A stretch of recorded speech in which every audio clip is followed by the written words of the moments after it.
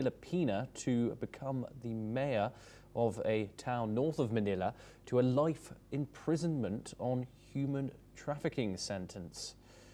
7 of her co-accused received the same.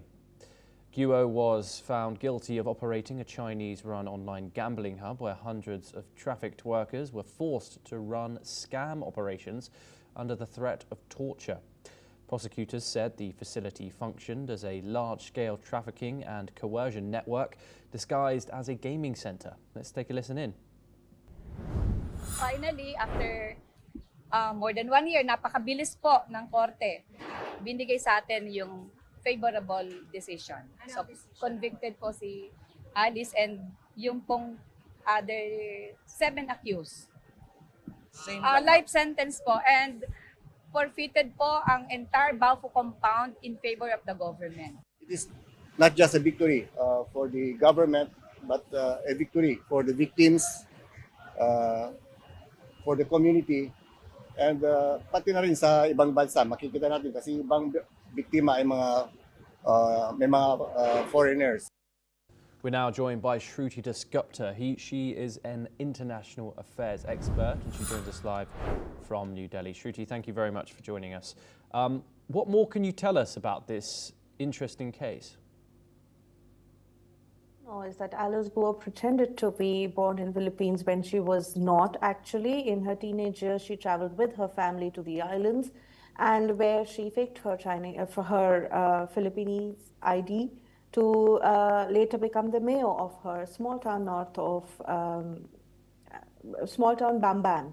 And there is where she ran this giant infrastructure facility with 36 buildings, housing about 700 to 800 people from various nationalities, running the scam center under, as your report claimed, a gaming center. And her fingerprints were found to be of Chinese or registered to a Chinese person named Guo Huanping, if I'm not wrong.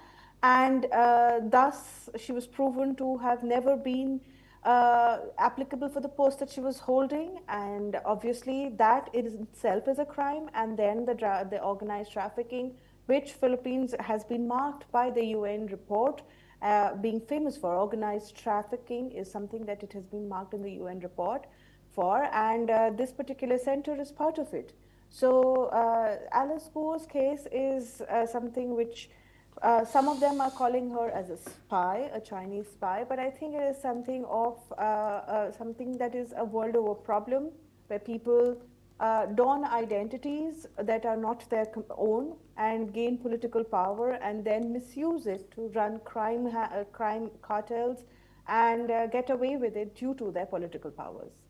Yeah, and Shruti, how does this play into the narrative? Of course, the broader amount of scam centers which operate particularly out of the Southeast Asian region?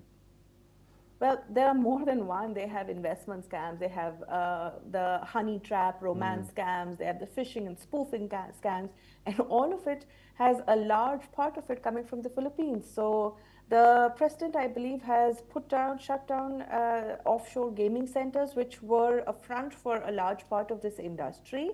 And this industry, and it's a lucrative industry. I think America alone lost, I think, $10 billion in 2024 to these kind of scams that are run by these scam centers.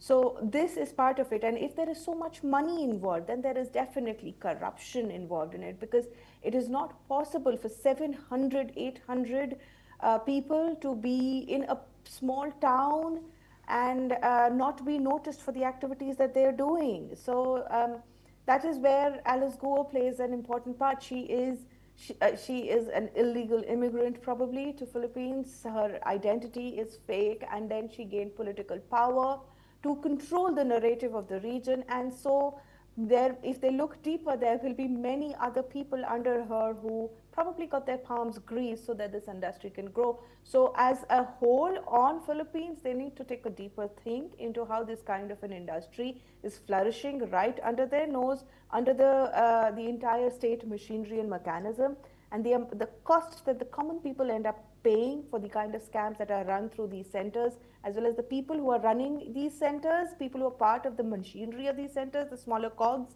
they are themselves victims of organized crime. So there is a bigger, deeper question that the world needs to look at when they look at Philippines and Alice Guo.